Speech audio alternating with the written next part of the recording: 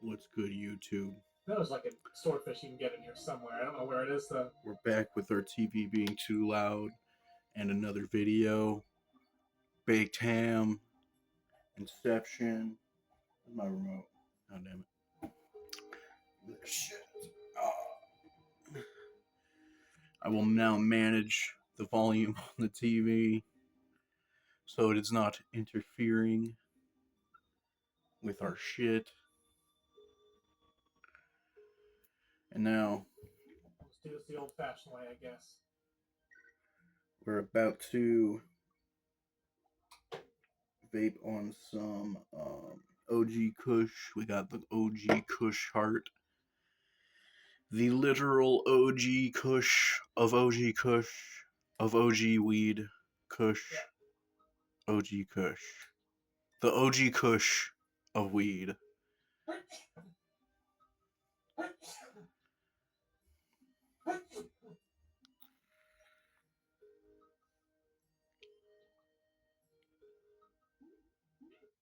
Son of a bitch.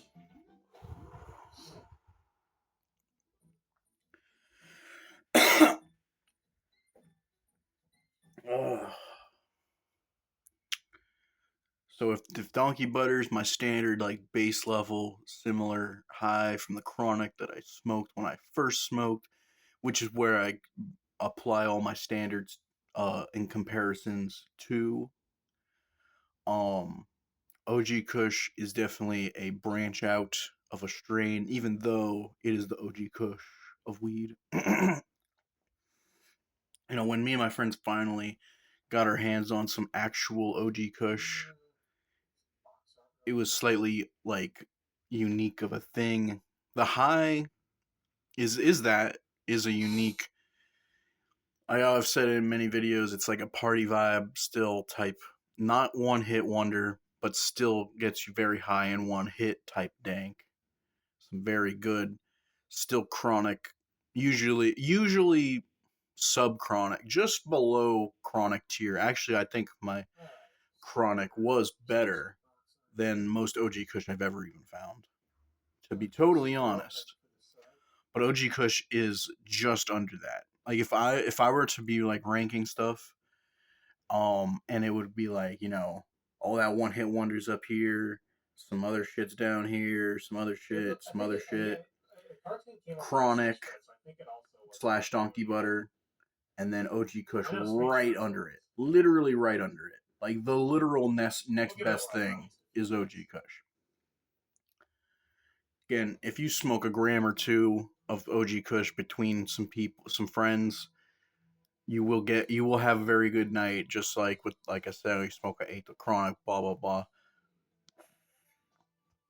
Hilariously, OG Kush usually does only take about a gram or two. Where with the chronic, still actually only takes about a gram or two. But I've had a lot of fun in the past pushing that limit to a whole eighth. I've never actually smoked a whole eighth of OG Kush. I imagine it gives you kind of like pushes it to where it's kind of like Khalifa Kush, where it makes you tripping balls. But if I want that effect, I would just smoke literally one bowl of fucking Khalifa Kush. I mean, same thing. Literally same thing.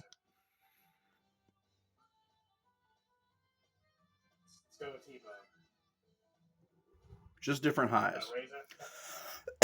Always just different highs, different doses to get the different effects that we know and love. That is my experience.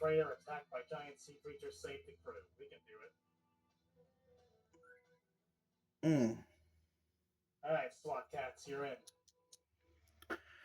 Yeah. I don't know what else to say about it. But a gram of OG Kush out my back is very decent. Smoke a gram of it to the face. You're stoned. You're very stoned. Gram of chronic, once again, you're fucking stoned, I would say, honestly.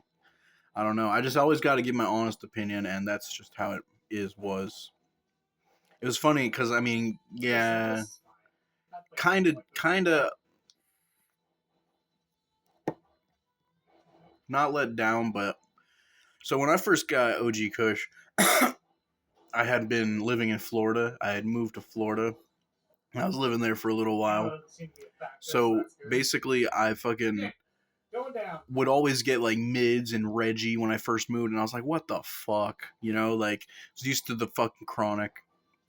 Um, I mean, What's the so difference? sure, it What, was what, what's, way uh, cheaper. what's I mean, it Reggie was got? literal Reggie. Like, I don't know who's that OG of a smoker, but like the fucking like 2008 ish to like Speed guy. 2015 ish time period, there was still actual brick Reggie from Mexico, literally $5 a gram, always, like no exception, and fucking it literally was mostly seeds and stem and brown moldy bud that was compressed into a literal flat shape.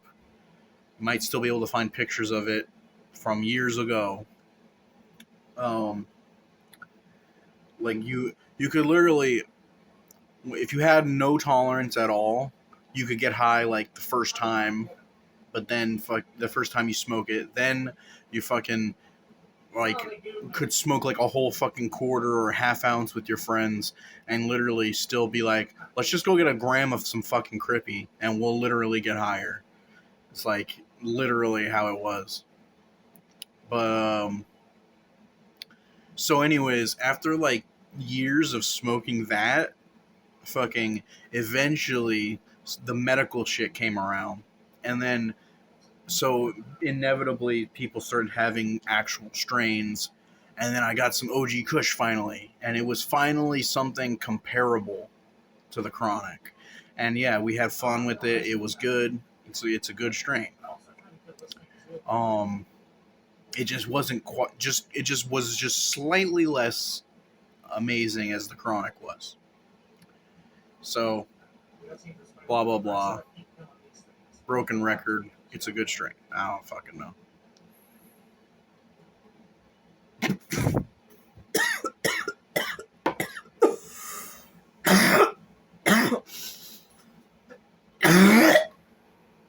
Ugh.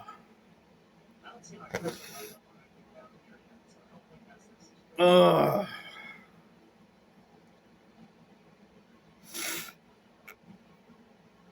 Me and my hey.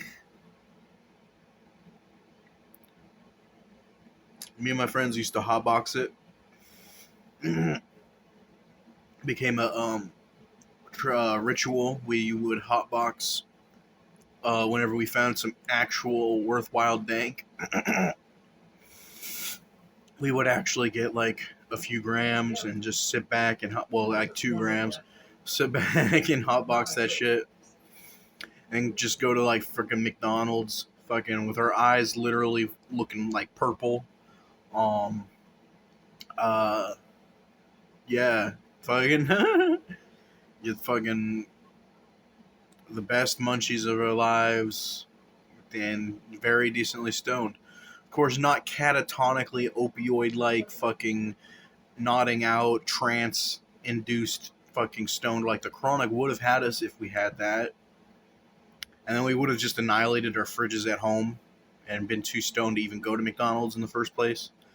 But is the pretty much the difference. OG Kush, you'll probably still make it to McDonald's.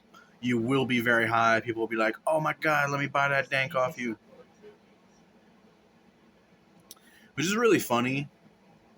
It'll probably be a story for another time. But like, I got into selling weed in high school and stuff. Uh, I I basically like it's funny because I was so used to like good weed from Colorado that like I fucking basically like I would be really stoned, but I would just expect that to be like the norm. But people actually were struggling just like I was in Florida, like to actually get good weed. And when they saw some, like it was like an actual thing, like before the medical hit. That like, and even while it because it was still rare, but like if you were like high as fuck in class or like public or something, people would actually like start coming up to you, and I didn't even connect it at first. I was just like, yeah, I'm high, but like eventually it got to where I would end up selling them weed, and I became yeah, dude. I actually got huge that way, all in Florida, like fucking for a while. Not huge, but like I had a decent enterprise upcoming from literally fucking like I would just be stoned. I would just be minding my own business. Wasn't like pushing it. I was just stoned, and people would eventually start coming up and being like, "Bro, where you get the dank? Where's the dank at? Yo, bro, fucking because they're smoking like Reggie and shit and getting skimped. People. It was getting skimped back then was a huge thing. Nobody was trustworthy. Fucking, you'd be getting a half gram of Reggie for $5 type shit. Um, Not me. We knew to call them out and get our money's worth, but like yeah, people were just fucking. So then they see me stoned as hell, end up fucking trying to buy grams of dank for $20, um, left and right, until basically I got out, started buying ounces of it, and I can charge the 15 a gram, and then they're really coming through, and then they're buying quarters, then they're upgrading to the half ounces and shit, and then we're fucking business is booming at that point. Um, and just yeah, fucking but yeah, it was actually mostly OG Kush. That became like the chronic, basically, of like it was either of Florida, like it was either the OG Kush or the Granddaddy Purple or some OG variation, like fucking SFV or OG or Tahoe OG or like um I've seen like I mean, I would see other strains here and there, but they would be gone just as fast as they came, unless they were literally OG Kush something. And then there was like an actual like 5 year period that there was nothing but sour diesel, and I mean just nothing but sour diesel. Someone must have smoked it, loved it, and just fucking said, "We need to just flood the streets with this," because for the longest time there was nothing but sour diesel, and I'm not even kidding. Like just straight gassy diesel sativa that makes you jump out of your skin as soon as you smoke it. I don't know if you've had that pure of sour diesel genetics, but it literally fucking makes you feel like just you get hit with like a wave of fucking alien tractor beams that fucking make you fucking go crazy unless you're like doing the dishes, but you're stoned because it's weed, but it's sour diesel, and you know what I'm saying? Like, like, let me know if you've had sour diesel like that. But true sour diesel will it kicks your ass no matter what. It's so sativa, like it's what I imagine cocaine to fucking feel like. Except, I mean, I've had coke. I've had some coke, but like I haven't had that much. But so I mean, but actually, coke even feels better. Sour diesel is just like a donkey kicked you in the ass. I swear to God, like sour diesel is almost better than cocaine when it comes to like making you like do some fucking shit that you wouldn't normally do, stimulant wise type shit. And that's only if you have the real shit. So that's another nice stoned rant for you. A history of baked ham and OG Kush. I'm gonna take a rip, and we're gonna peace on out.